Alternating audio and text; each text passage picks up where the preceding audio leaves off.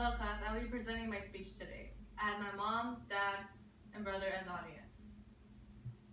Today, if you tune into the news, you see that we have a problem with our justice system. More frankly, we have a problem with our police. According to CNN, a man named George Floyd, an African American, was killed by a white police officer. Floyd, who was unarmed, was killed by the police officer who kneed the back of his neck for 8 minutes and 46 seconds.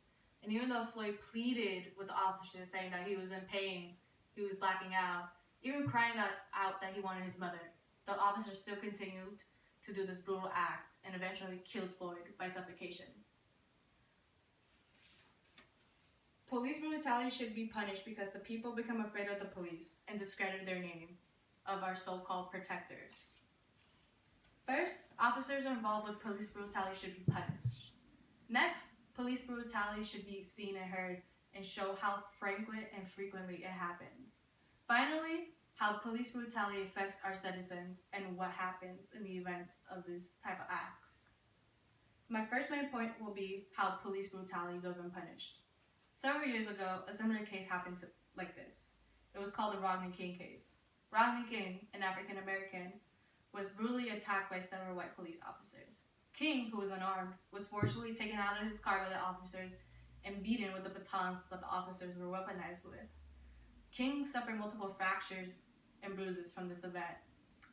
The officers were eventually tried to court, but they moved the case from Los Angeles to Ventura and found all 4 officers not guilty. In event of this, the city of Los Angeles went crazy. They rioted for several days, destroying public property, businesses, and most importantly, upsetting the citizens. People don't like it when we find unfair punishments that go away easily.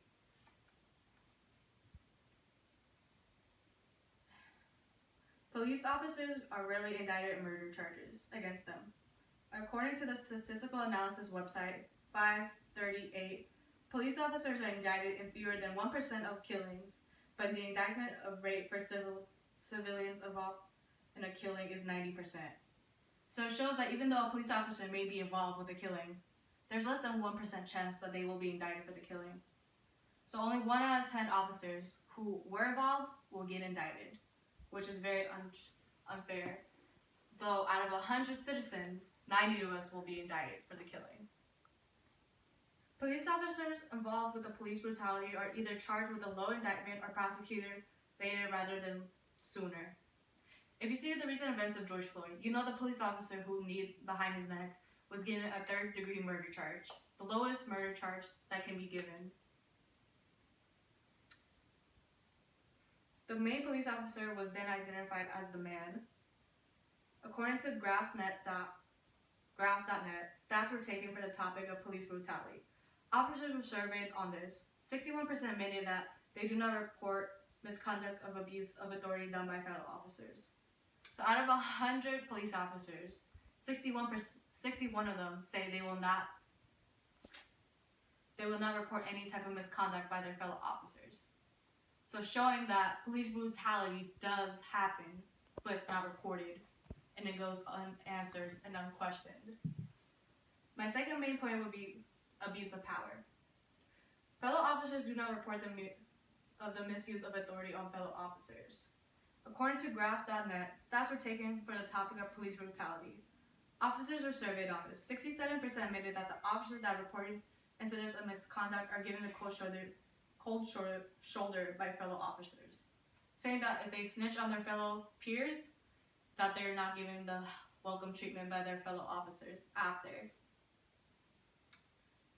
According to Graphsnet.com, stats were taken on police brutality.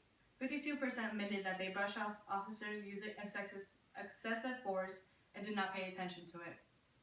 That they see their fellow officers abusing the power that they are given by the state, by the government, by their officials. Abusing the power to the limit that is not required, yet they just let it happen.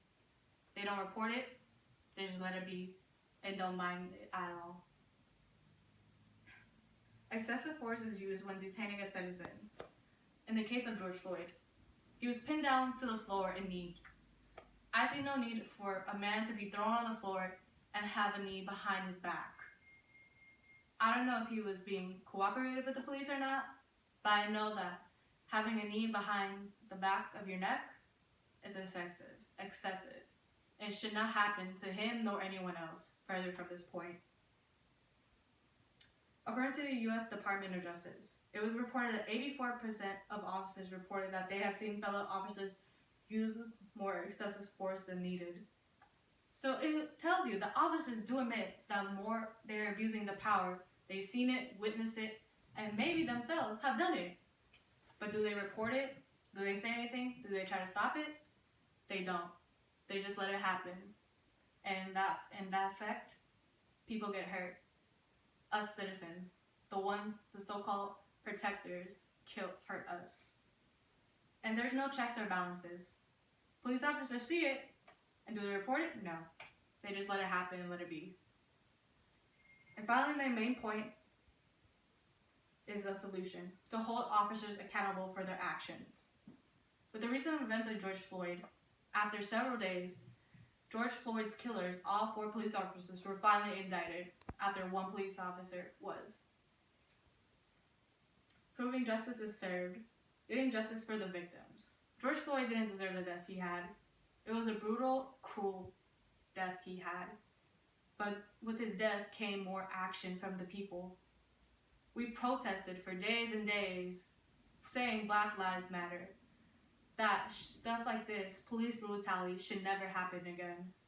It happens one after another after another. But why? Can't we just do it peacefully? Can we not have some type of middle ground where both the civilian and the officer can come to a good conclusion without need of violence? Officers are acquitted from their charges presented that seem unjustified in the public's eyes starts to riot and protest in response to the verdict. For example, George Floyd. In the city of Los Angeles, for almost a week, citizens were protesting and rioting, destroying stores such as the Grove, the Rodeo. Even out here in the valley in Northridge, they were protesting. The mall's up in boards right now because out of fear that we, the citizens, are going to take action into our own hands because the justice system themselves won't take action.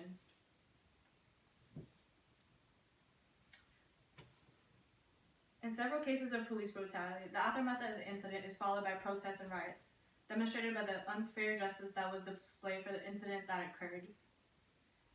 Meaning that if us citizens find the verdict unjustified and wrong, we will take action into our own hands.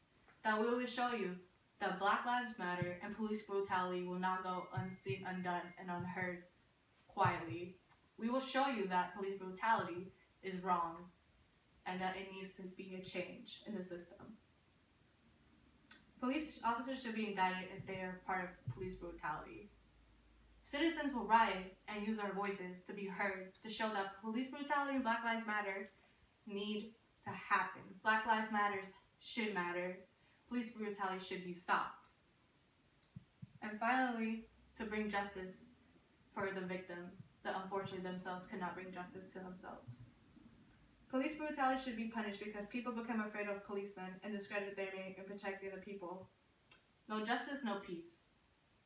It is time to change how police brutality affects our world. Call for action. Only we, the people, can make that change. People should not live in fear. Equality starts now. Thank you.